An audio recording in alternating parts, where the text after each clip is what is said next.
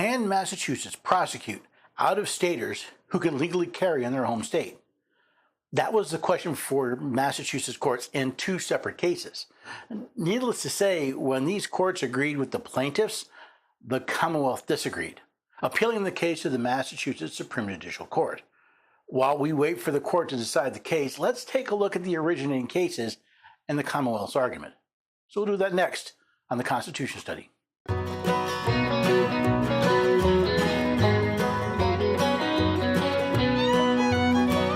Neighbors and have a few good friends. Every day we're everyday Americans. Oh, every day we're everyday Americans.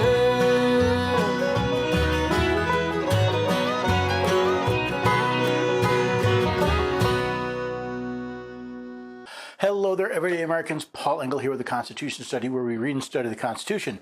Teach, Rise, and Generation Be Free. I'm so glad you could join me today. I stumbled across these cases, and they surprised me. One, because I found a Massachusetts court that actually, paid attention to the Constitution. It doesn't mean the Commonwealth isn't still willing to violate that in their appeal, but we'll get to that in a few minutes. You can find out more about this case, including the links to my source documents, at the website constitutionstudy.com. Now, we'll talk more about the website and some other things later. So for now, let's take a look at these two cases coming out of Massachusetts. The two cases we're looking at here are almost identical. In fact, the court even mentioned that the case Commonwealth v. Philip Marquis is similar to Commonwealth v. Donald, so we'll focus on the latter. The defendant, Dean Donald, is charged in the Lowell District Court with carrying a firearm without a license under GL 269, Section 10A. The defendant has filed a motion to dismiss the charge in the complaint, claiming that GL 269 Section 10A is unconstitutional on its face, GL 269 Section 10A is unconstitutional as applied to the defendant, and GL 269 Section 10A violated the defendant's right to be free from cruel and unusual punishment. In both cases, the defendants were charged in Lowell District Court with carrying a firearm without a license, and in both cases, the defendants claim that GL 269 Section 10A is unconstitutional on several counts. So what is general law, or GL 269 Section 10A? Whoever, except as provided or exempted by statute, knowingly has in his possession or knowingly has under his control in a vehicle a firearm, loaded or unloaded, as defined in Section 121 of Chapter 140, without either being present in or on his residence or place of business, or having in effect a license to carry firearms issued under Section 131 of Chapter 140. See, under Massachusetts law, possession of a firearm without a license is prohibited. While the law provides some exceptions, the fact is Massachusetts law generally prohibits the bearing of a firearm. What arguments did the defendants make that GL 269 Section 10A is unconstitutional? The defendant, in his memorandum in support, advances arguments that GL 269 Section 10A impermissibly infringes on the Second Amendment of the U.S. Constitution. GL 269 Section 10A impermissibly shifts the burden of proof onto the defendant to prove that he was in fact licensed. Requiring non-residents to obtain licenses to carry firearms violates the Second Amendment because there is no historical analog burdening the right to interstate travel. The holding of Commonwealth v. Harris does not survive constitutional muster and is inapplicable to the defendant's case, and the defendant's right to equal protection and the right to travel has been violated. Does GL 269-10A infringe on the Second Amendment, which reads, "A well-regulated militia, being necessary to the security of a free state, the right of the people to keep and bear arms shall not be infringed." It sure seems like an infringement on the people's right to keep and bear arms. After all, what other right do the people possess where they have to get permission from the state to exercise it? Does requiring someone produce a license shift the burden of proof of a crime onto the defendant? Does requiring an out-of-state resident obtain a license in Massachusetts place an unconstitutional burden on their right to interstate travel? Was the court wrong in Commonwealth v. Harris? Does GL 269 Section 10A fail to protect the rights of residents from other states? These are all questions placed before the Lowell District Court. The facts leading up to the issuance of the complaint are not in dispute, and for the purposes of this motion, the court accepts them. No one disputes the facts of either of these cases. Both men lived in New Hampshire and hold valid carry licenses in that state. And both men exercised their right to bear arms when they crossed the state line into Massachusetts. There is no question that the holding of the U.S. Supreme Court in New York State Rifle and Pistol Association v. Bruin has changed the legal landscape on how the Second Amendment of the Constitution is interpreted, particularly how it affects existing firearm statutes and challenges to their constitutionality. Yes, the Supreme Court case in New York State Rifle and Pistol Association v. Bruin has changed the legal landscape, specifically that exercising the right to keep and bear arms is presumptively constitutional, and that governments must prove not only that their law follows the text of the Constitution, but the historical tradition of American law. In fact, the Supreme Judicial Court in Commonwealth versus Guardarda recognized for the first time that the Second Amendment to the United States guarantees an individual's right to possess and carry a firearm outside his home. Not until 2023, in the case of Commonwealth versus Guardarda, did the Supreme Judicial Court of Massachusetts recognize what the Second Amendment actually says. The people have a right to both keep or own and bear, meaning carry, arms. Prior to Guardarda, Massachusetts treated the possession of carrying a firearm outside of one's home as a privilege that was conferred on a person by the state. The court admits that, for years, Massachusetts treated the right to keep and bear arms as a privilege granted by the state. That Massachusetts officials and judges simply ignored the plain language of the Constitution and substituted their own. It was against the Bruin backdrop that the SJC reversed the long-standing law in Massachusetts that licensure to possess a firearm was not an essential element of the felony of unlawful possession of a firearm outside of the home.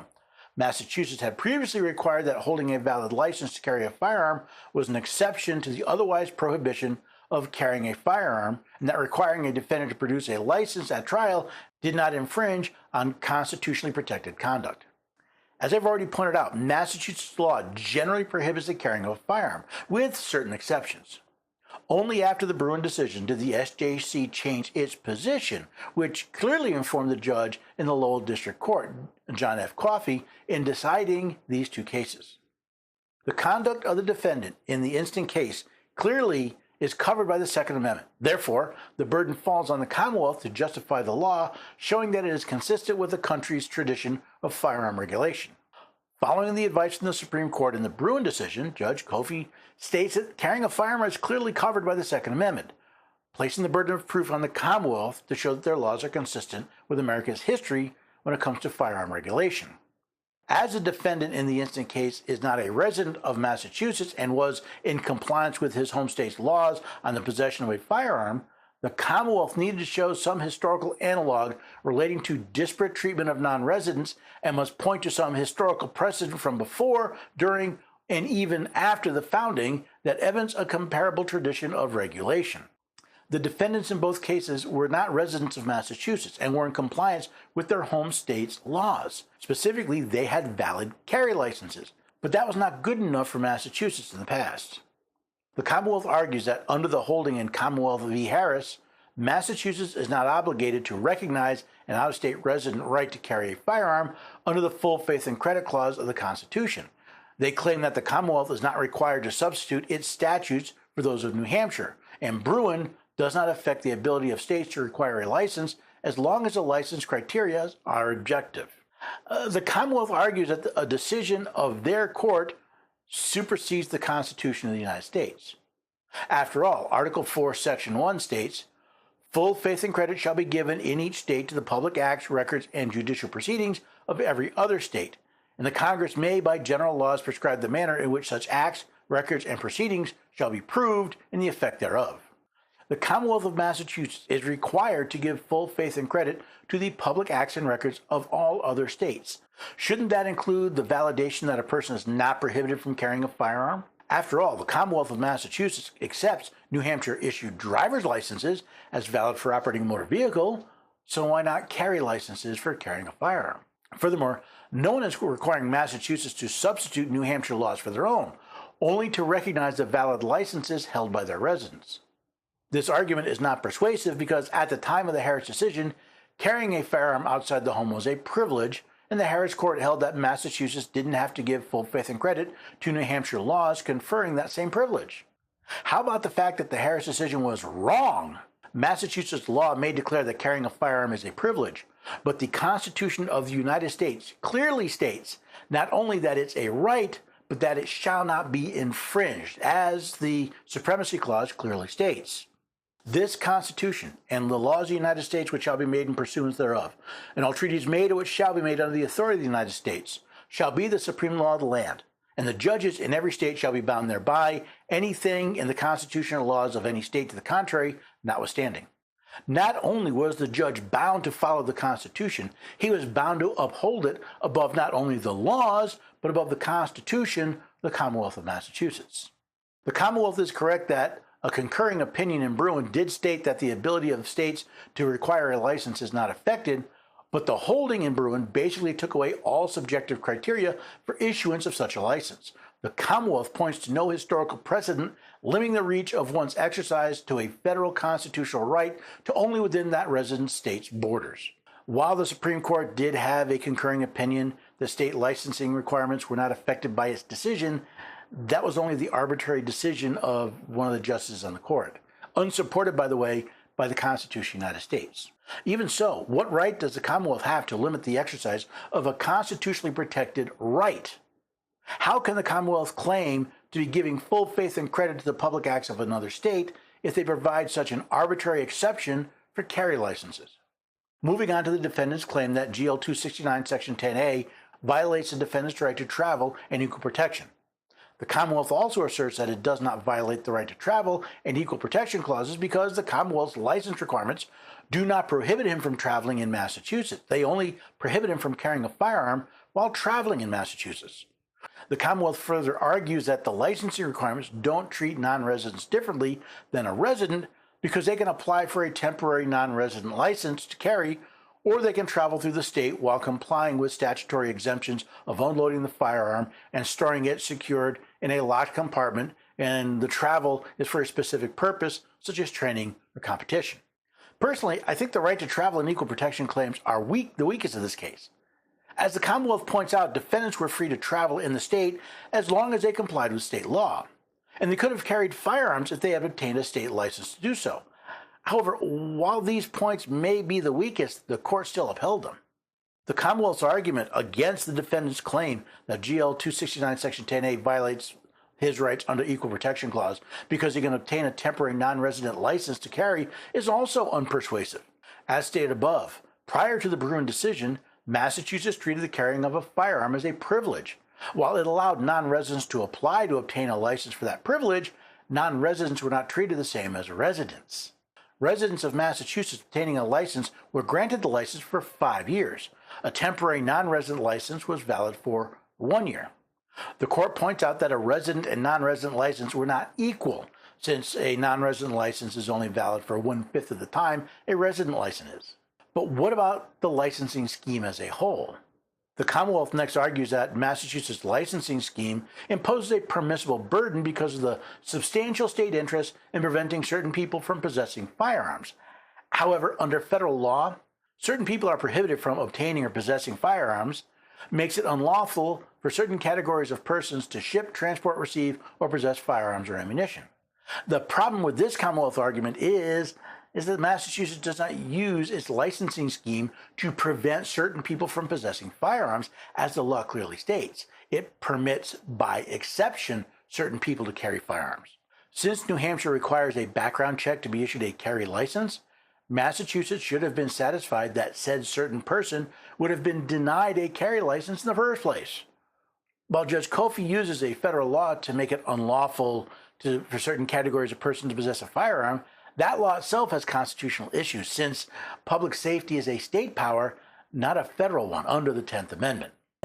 A law-abiding resident of New Hampshire who is exercising his constitutional right should not become a felon by exercising that right when he is traveling through Massachusetts merely because he has not obtained a Massachusetts license to carry, which now, under the holding of Bruin, has to be issued to an applicant unless the applicant is otherwise disqualified.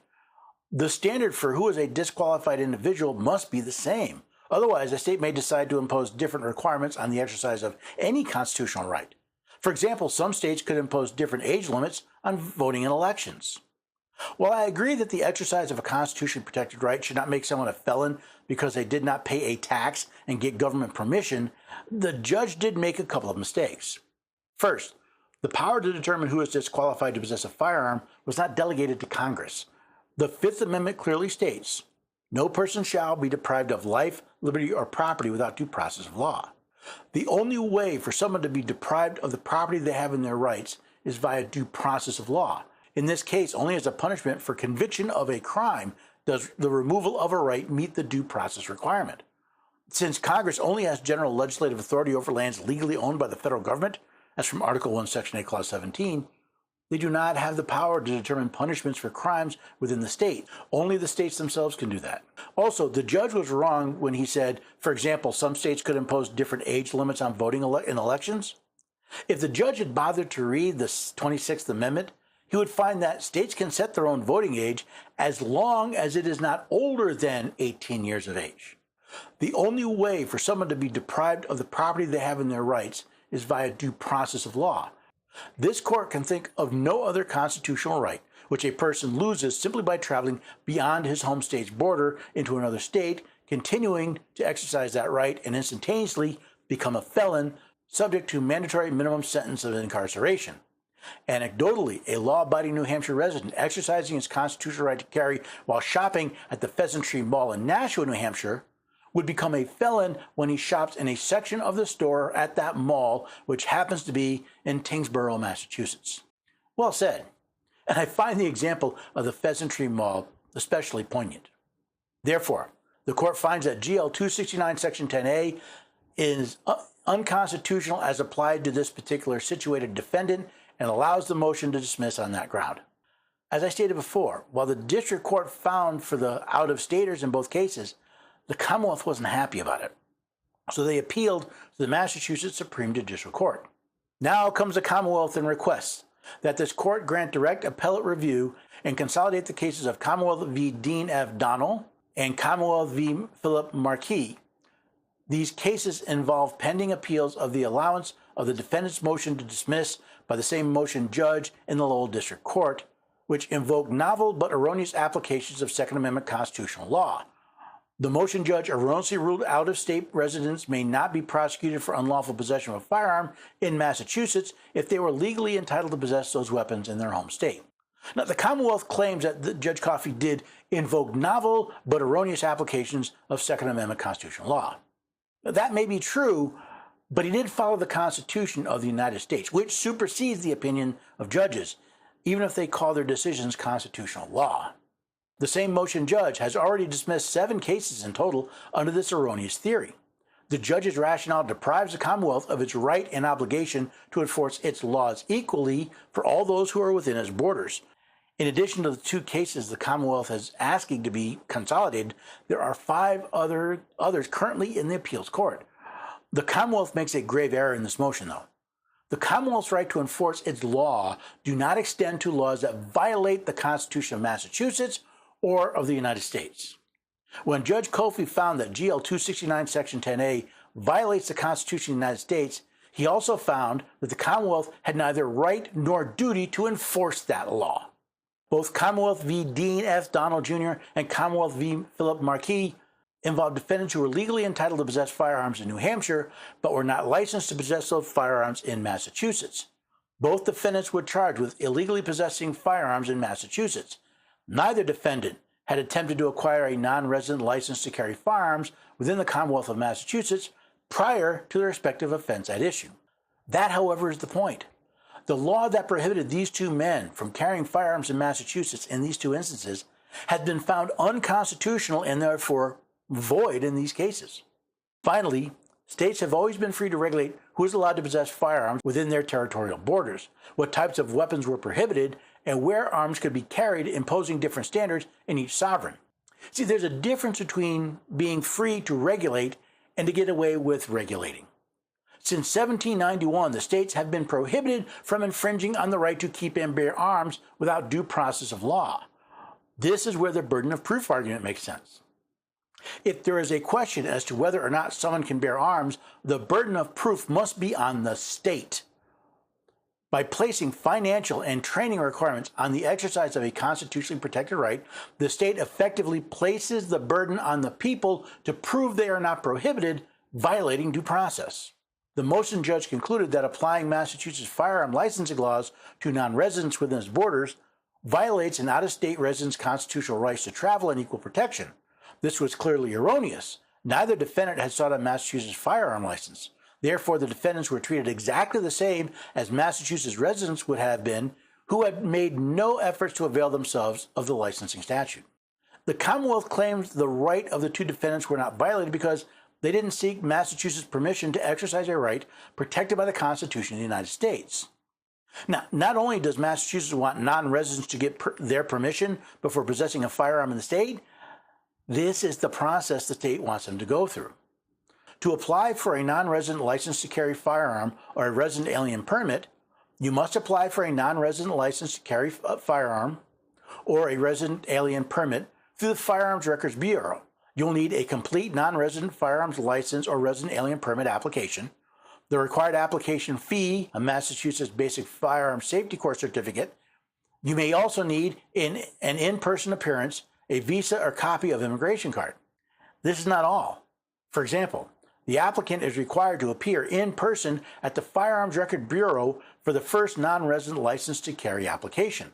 Renewals will be processed solely by mail, and you will still need to renew your LTC annually. However, subsequent in-person appearances may be required at the discretion of the FRB.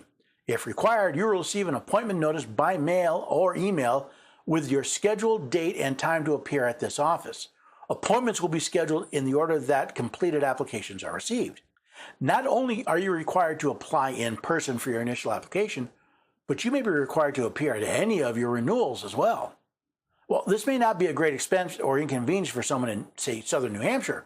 For someone like me in Nashville, Tennessee, it's a very big deal. And don't forget, you not only have to pay for a firearm safety course, but your instructor must be certified by the Colonel of the Massachusetts State Police. Then there's the annual fee of $100, all so you can exercise a right protected by the Constitution of the United States and of Massachusetts. Yet the Commonwealth of Massachusetts sees this as a permissible burden to the exercise of a constitutionally protected right. Tell me, do you believe the Commonwealth would think the same thing if every government employee had to go through a similar process to exercise their right to enforce their laws? Somehow I don't think so. It's nice to see a judge that not only recognizes they are bound to the supreme law of the land, but willing to act on it. Well, I'm not surprised that the Commonwealth sees differently. The real question is, what does the Supreme Judicial Court think? History tells me they are much more likely to find for the Commonwealth than for the defendants, no matter what the Constitution says. In such a case, will these two men appeal to the federal courts? Now, since the state of Massachusetts would be party to the case, they could go directly to the Supreme Court under Article 3, Section 2, Clause 2. I suppose we'll have to wait and see. While we wait, consider the laws in your state. Do they follow the Constitution of the United States, or are they contrary to it? As Alexander Hamilton wrote in Federalist 78, no legislative act, therefore, contrary to the Constitution, can be valid. To deny this would be to affirm that the deputy is greater than his principal, that the servant is above his master, that the representatives of the people are superior to the people themselves. Who is superior, the people or their representatives? Which version of America do you want to live in? Again, interesting cases. Cases where a judge actually followed the Constitution after the Supreme Court found in Bruin that, yeah, the Constitution actually means what it says it means. This is good news. Now, we're still waiting for the Supreme Judicial Court, but we should take this at its face, but we should also learn from it. See, Massachusetts is not the only state with arbitrary and capricious laws about exercising your right protected by the Second Amendment. We need to work on those. And if you're waiting for the courts to do it, I wouldn't hold your breath. Good news is, we can. Sure, we can challenge them in court. We can also fix them through the legislative process. And since we have an election coming up, it's a great time to get started. See, there's a lot you can do. And I've been talking recently, a couple of events I was at, about the powers we have in the Constitution and how do we learn to exercise them. Now, if you want to find out more, go to the website constitutionstudy.com. You'll find all the work that we're doing here. You'll find links to the radio program, articles, videos. You'll even see news and other information. Sign up for one of the mailing lists and you can get updated as they happen. Now, you can also support the work that we're doing here. I pay for all of this out of my pocket. I don't draw a salary. I'm paying for this. If you want to help, I'd appreciate it. Just go to constitutionstudy.com/shop. You can buy a book or a t-shirt or a mug or just donate to the cause, one time or recurring. All of this goes to help keeping the Constitution Study up and running. Now, you can also check out, I found this new study guide I found.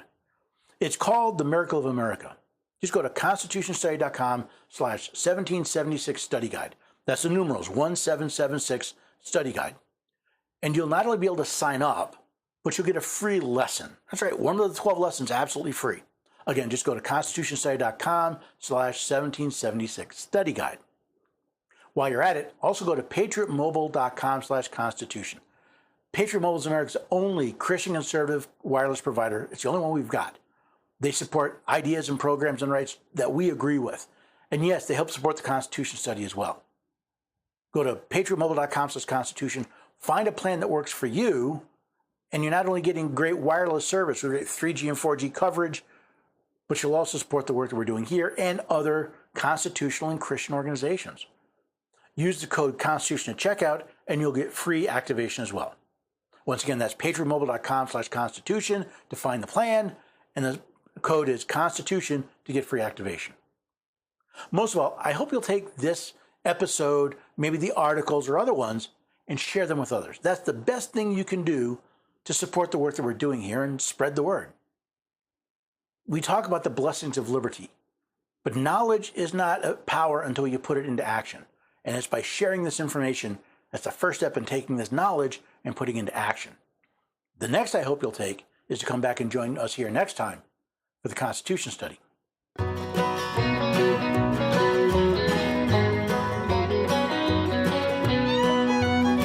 your neighbors and have a few